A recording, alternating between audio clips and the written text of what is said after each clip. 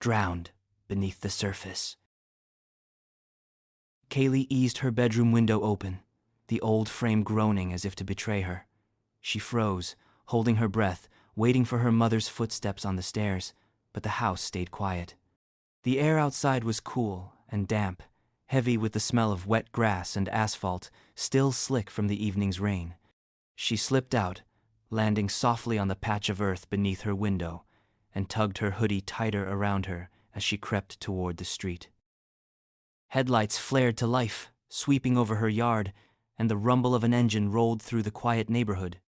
Nathan's car, an old, midnight blue Dodge Challenger RT, growled like a predator, idling in the dark. Its chrome caught what little moonlight leaked through the thin clouds, the muscle car looking out of place on the suburban street. Kaylee felt her pulse quicken. Nathan leaned across the passenger seat to shove the door open.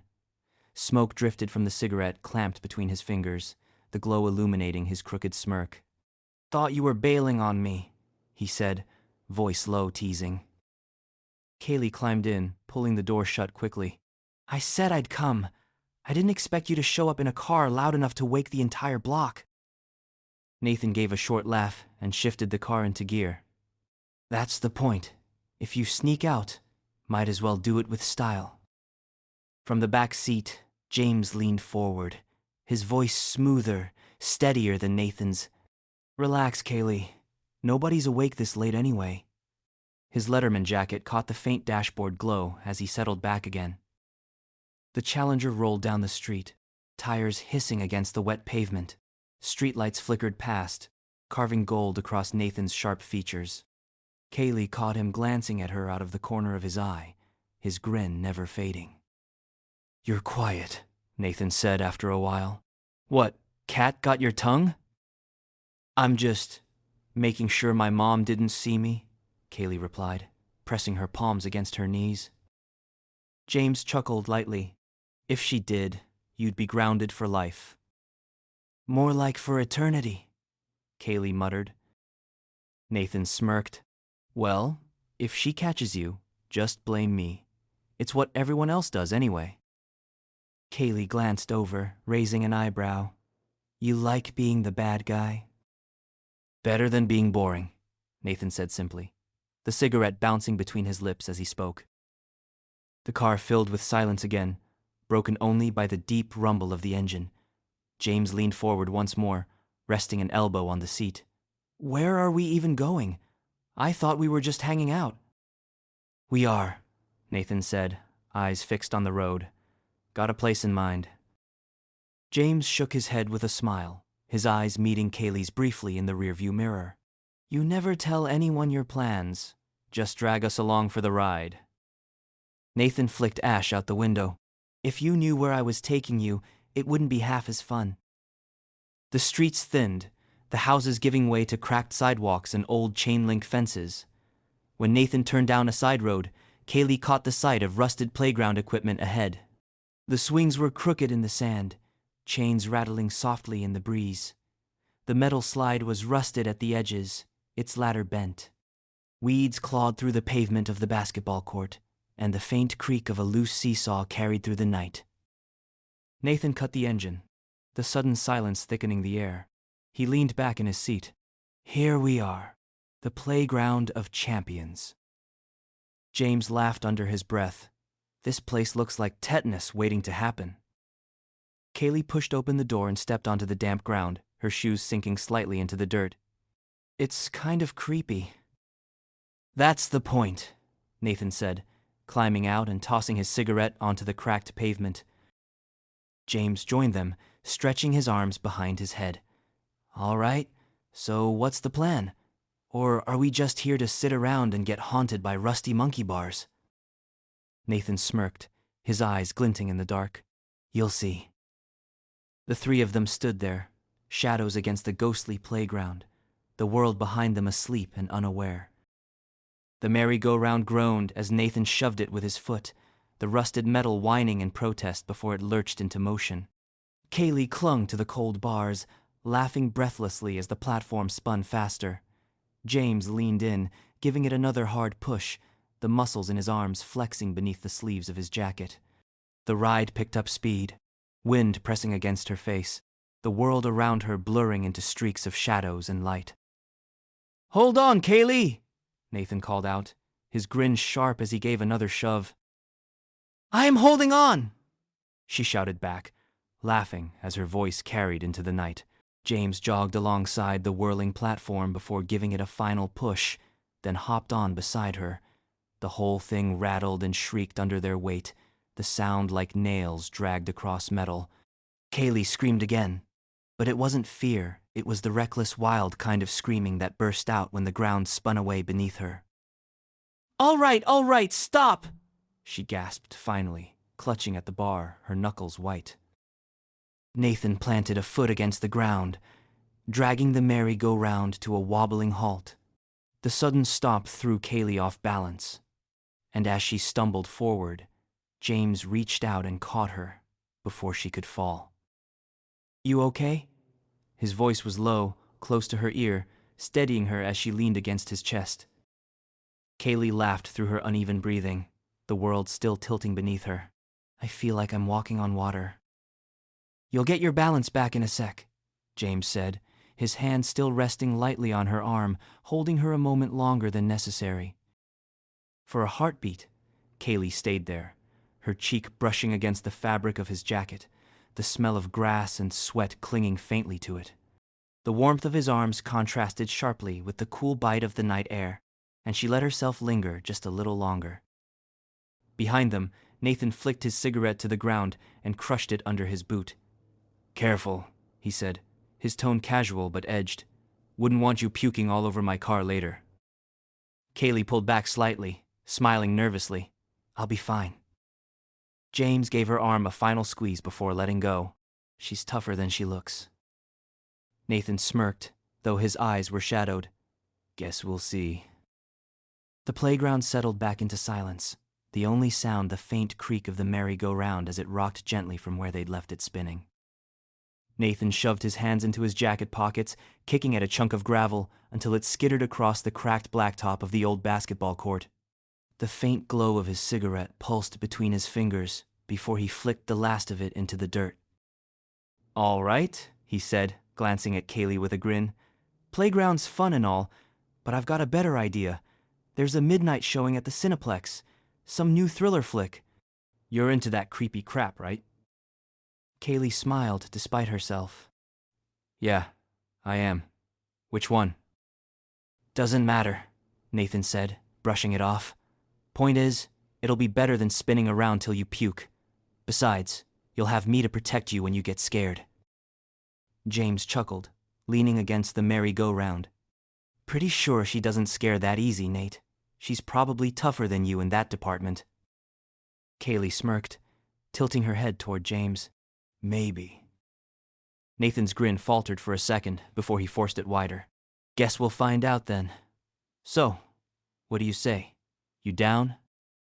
Kaylee opened her mouth to answer, the excitement bubbling up, when headlights cut across the playground. The harsh beams washed over the rusted slide and bent swings, pinning them in place like startled animals.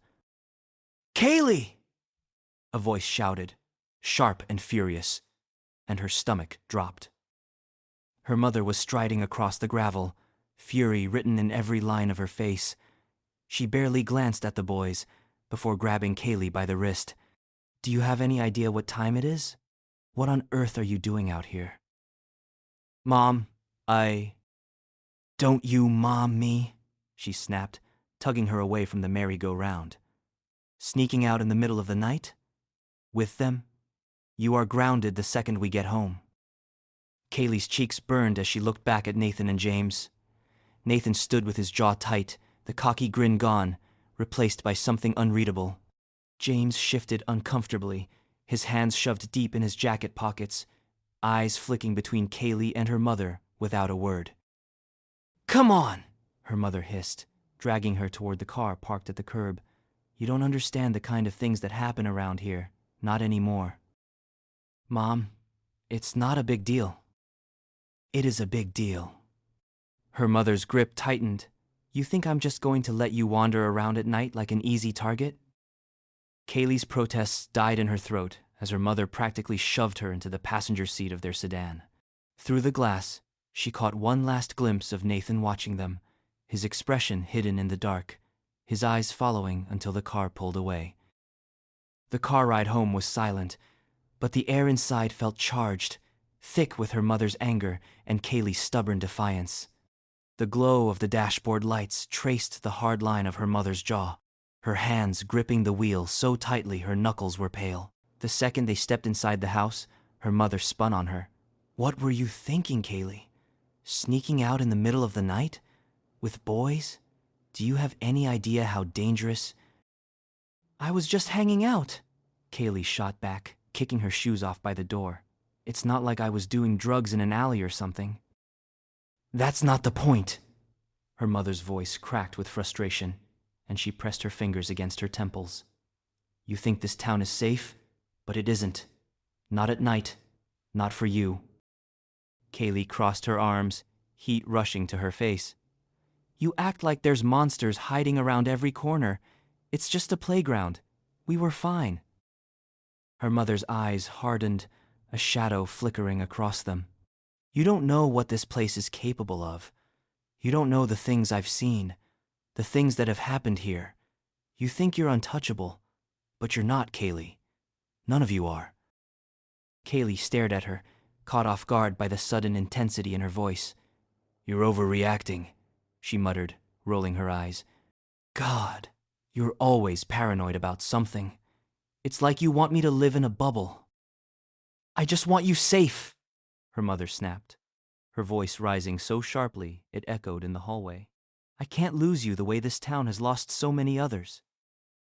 Kaylee shook her head and brushed past her. "You sound crazy. I'm done talking about this." Her mother called after her, but Kaylee didn't stop. She slammed her bedroom door shut, the sound rattling the frames on the wall. She twisted the lock and leaned against it for a moment, her chest heaving, before grabbing her headphones off the desk. Her mother's knocks came first, urgent but controlled. "Kaylee, please, just listen to me." Kaylee turned her music up, the pounding bass filling her ears, muffling the muffled pleas outside her door. She crawled onto her bed, burying herself beneath the blanket, staring at the ceiling as her mother's voice rose and fell beyond the locked door. Eventually, the knocks grew softer, then stopped altogether. Kaylee closed her eyes, the music drowning everything else out. The tension in her chest loosened, exhaustion seeping in, until sleep dragged her under. Kaylee was shuffling books from her locker when she caught the faint scent of cigarette smoke and cologne. She turned and nearly jumped. Nathan was already leaning against the locker beside hers, hands tucked into the pockets of his jacket, that lazy grin curling his mouth like he knew he'd startled her.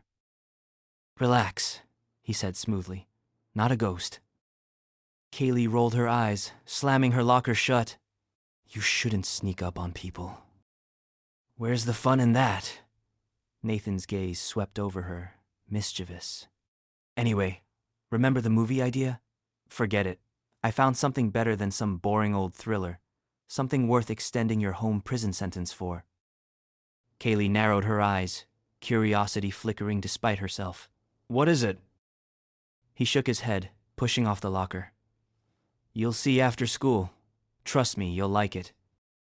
Before she could press him, the bell rang, the hallway surging with noise and bodies.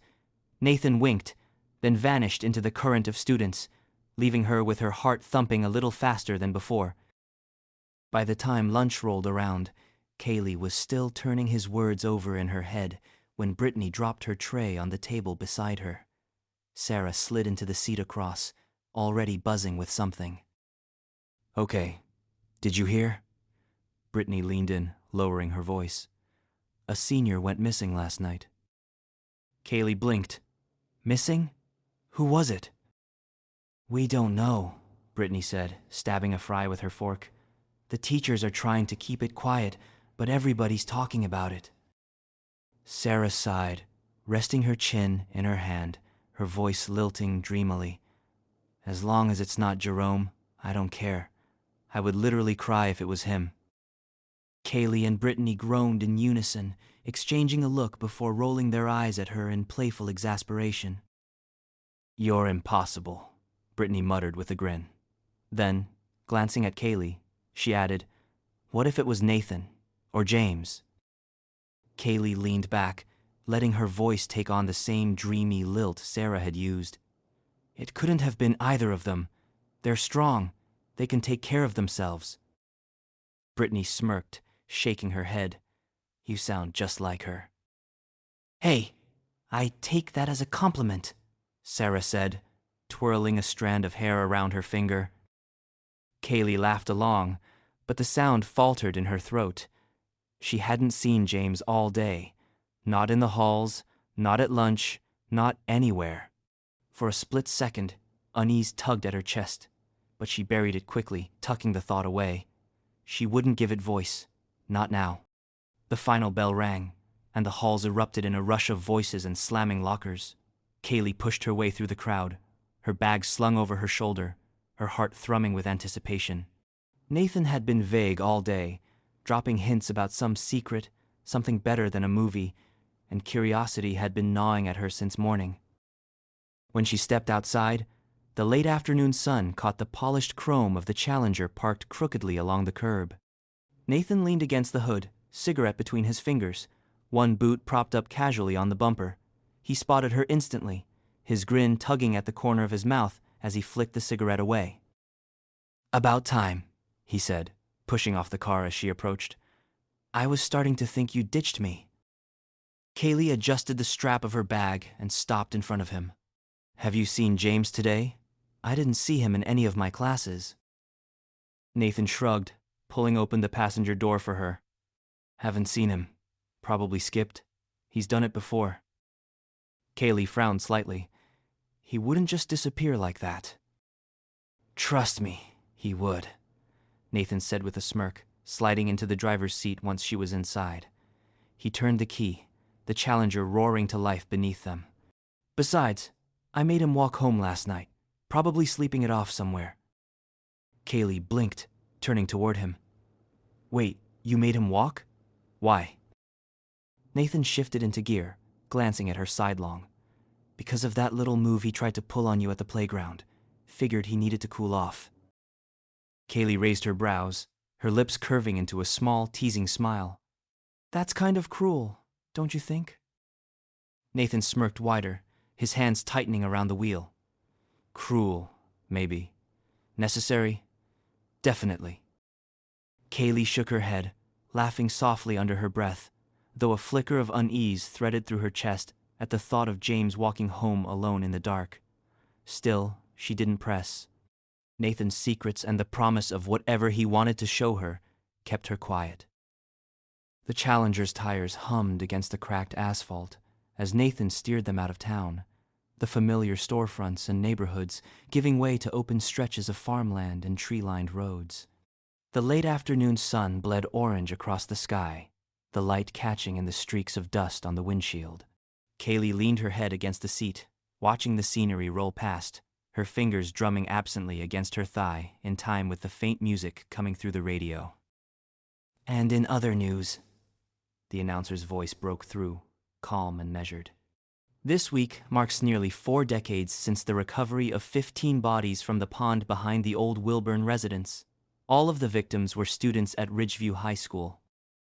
Kaylee's eyes flicked toward the dashboard, her posture straightening. Ridgeview High, their school.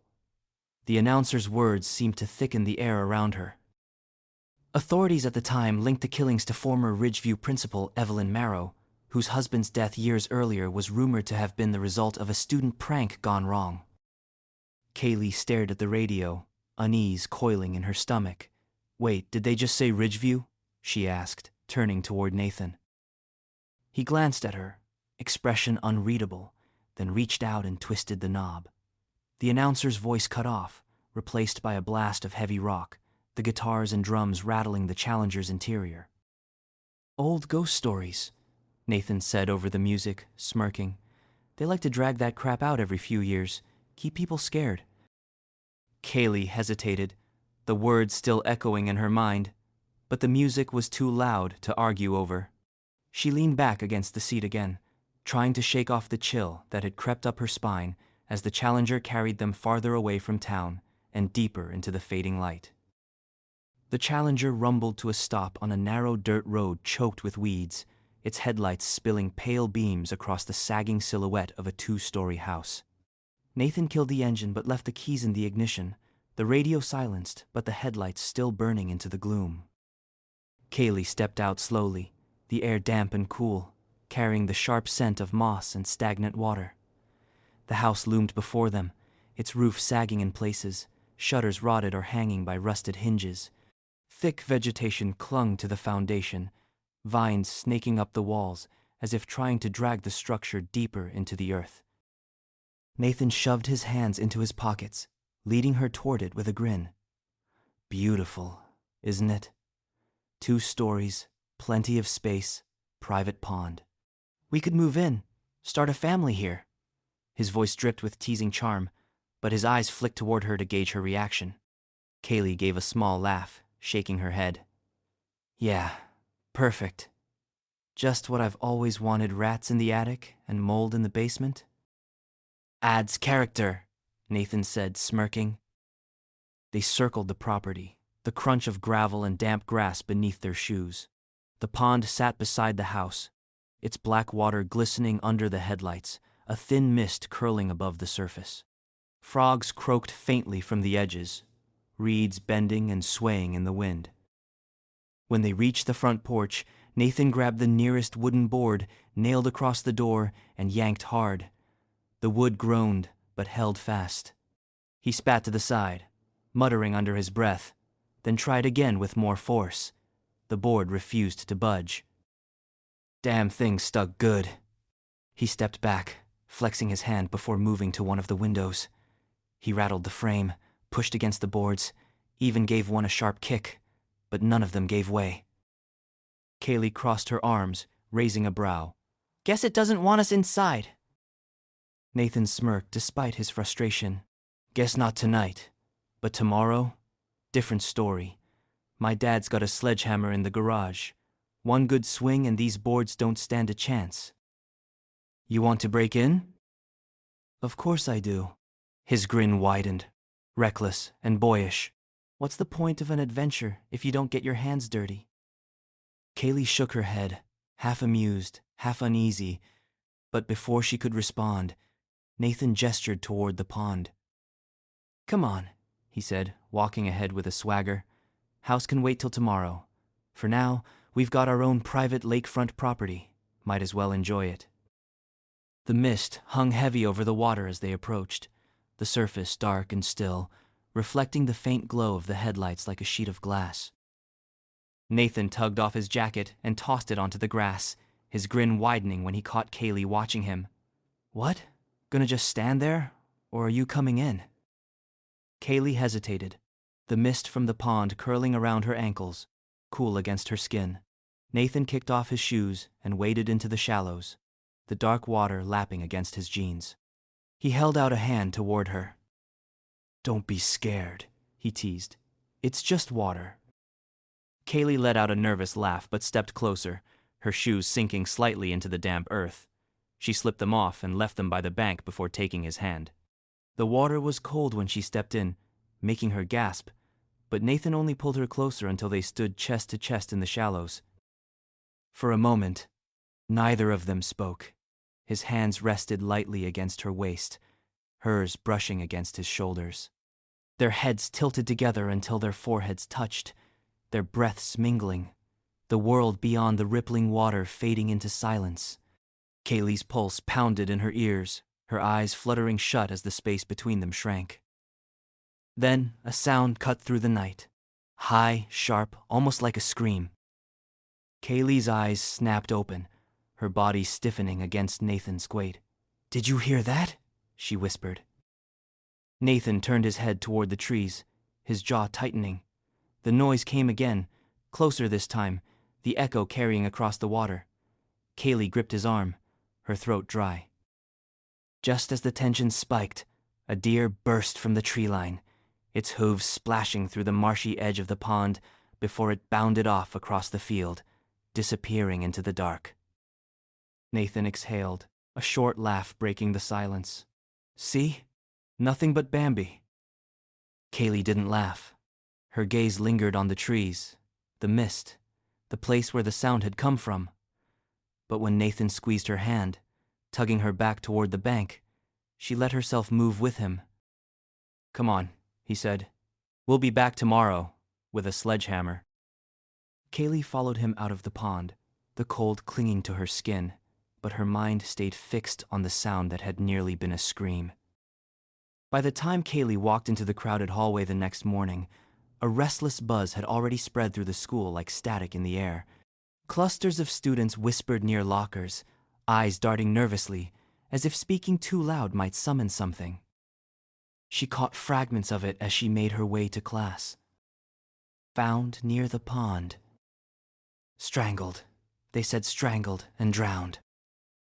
By the old house outside town. The creepy one.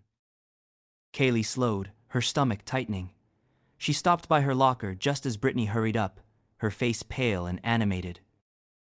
"Did you hear?" Brittany asked breathlessly, glancing around as if to make sure no teachers were listening. "They found a body last night, a student."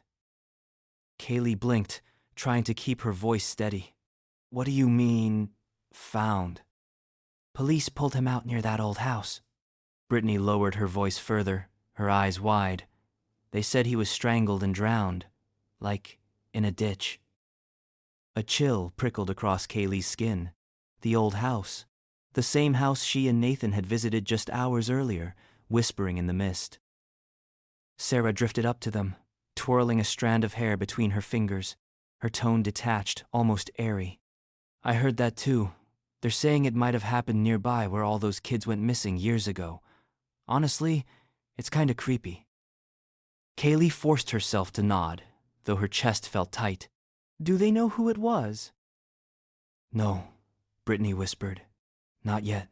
They're keeping it quiet." Kaylee's grip on her books tightened, her mind racing. She remembered Nathan laughing it off, saying the noise was just a deer. She remembered the way the mist had curled over the pond, how cold and heavy the air had felt. And she realized not once had she seen James in the halls today either. The last bell rang and the halls emptied in a rush, but Kaylee walked slower than usual, her phone clutched tight in her hand. She'd texted James 3 times during the day, simple things, just checking if he was around, if he was okay. No replies, not even the 3 dots showing he was typing. When she stepped outside, Nathan was already waiting, leaning against the Challenger with his arms crossed. He flicked his lighter open and shut, the tiny flame sparking before vanishing again. The same crooked grin tugged at his lips when he saw her, but Kaylee's stomach knotted. "Hey," she said, walking up to him. "Still nothing from James. Have you heard from him?" Nathan shrugged, sliding the lighter back into his pocket. "Nope. Probably ghosting you." Kaylee frowned, her voice tightening. "Don't say that.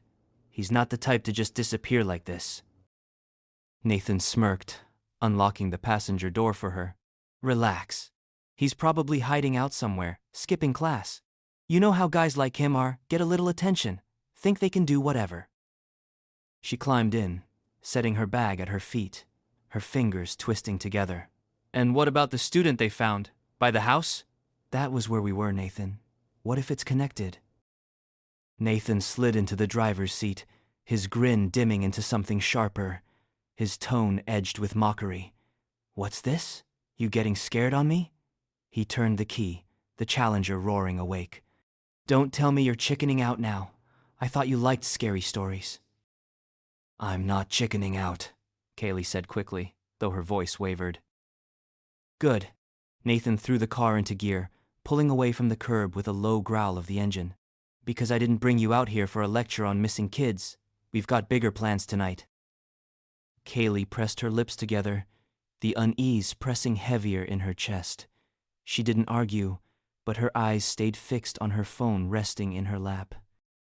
The Challenger cut through the evening air, its headlights bouncing off the cracked, narrow road that wound toward the outskirts of town.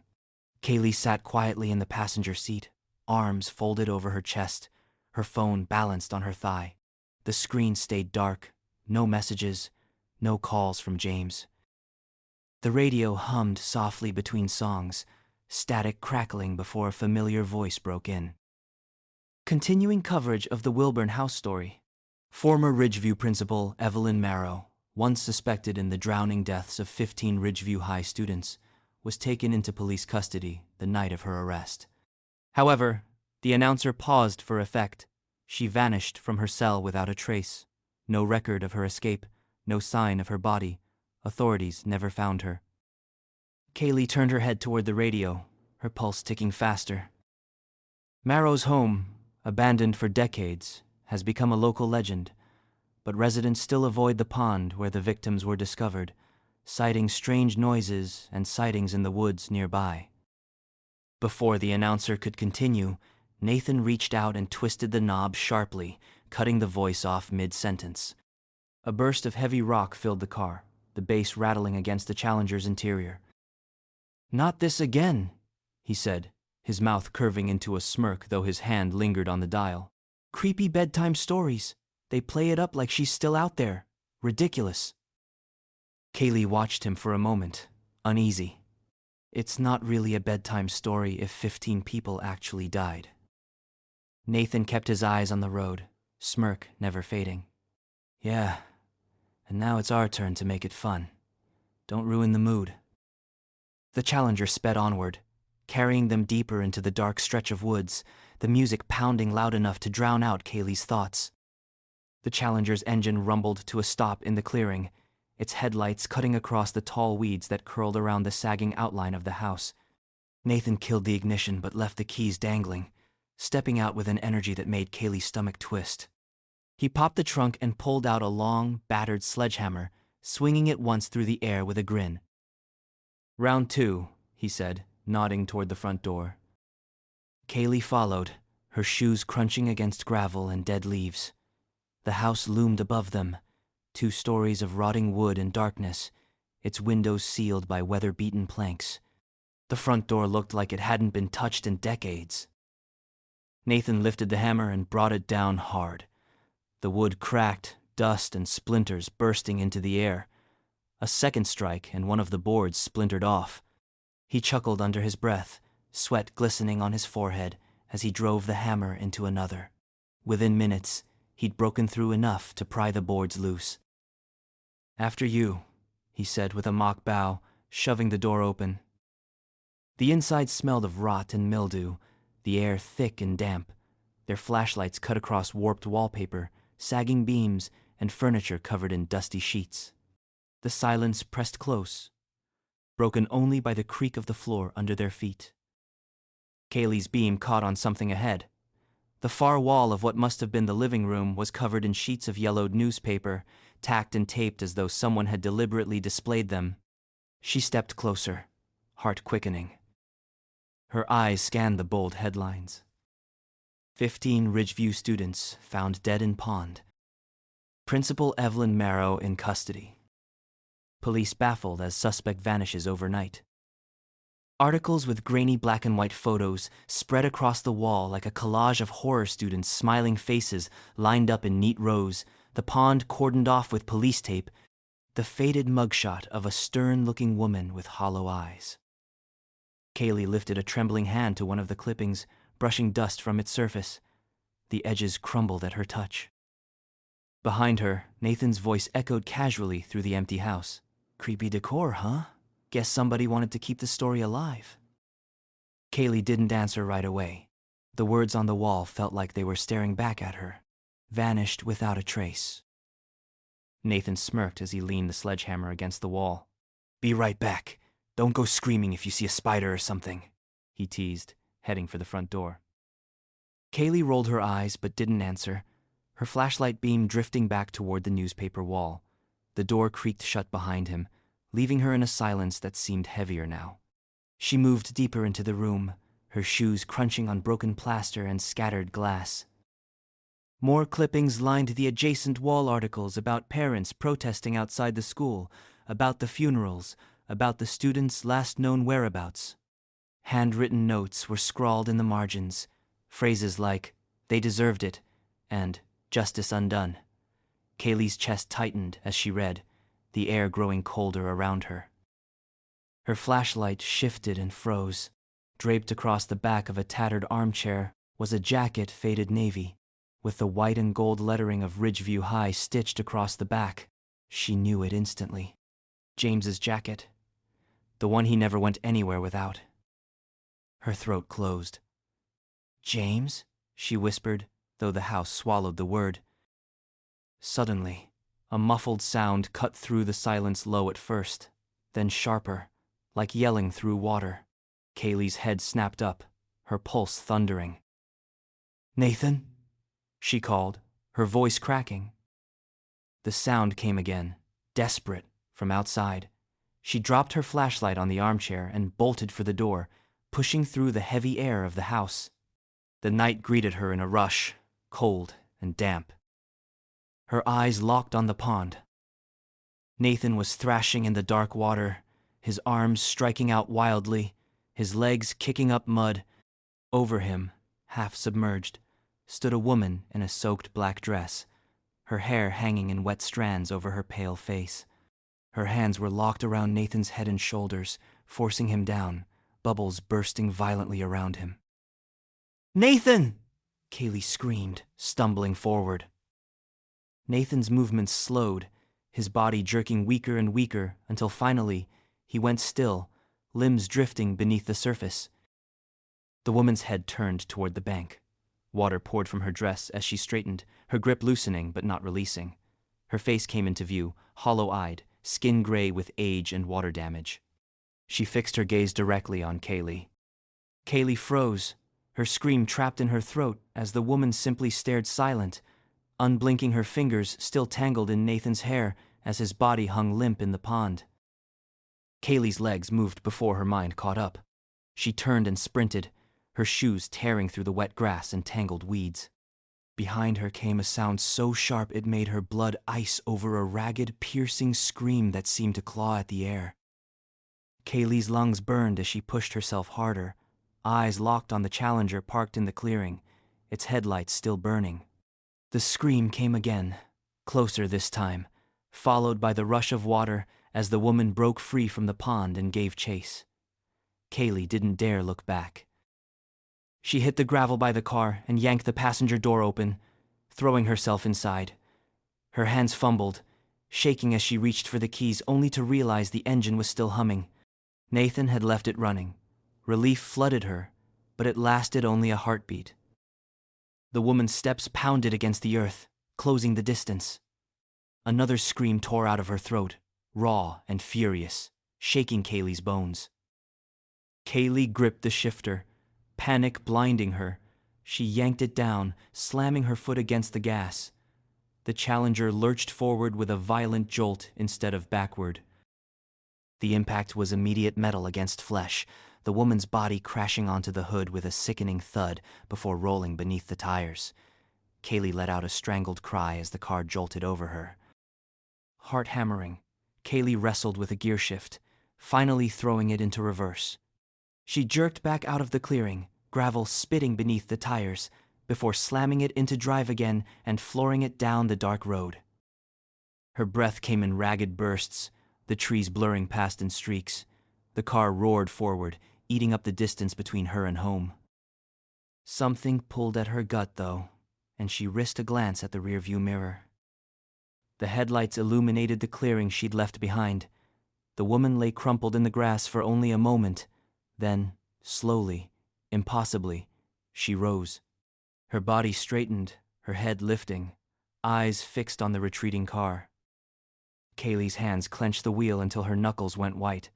The woman stood tall in the mirror, unmoving, unfazed, as though the Challenger hadn't touched her at all. The television screen flickered in the dimly lit living room, its glow painting pale light across the anchor's face. Her voice was steady, though her eyes carried a weight. "Breaking news tonight out of Ridgeview," she began, shuffling papers, though the words were already committed to memory. "Police have confirmed the discovery of a male student's body earlier this evening.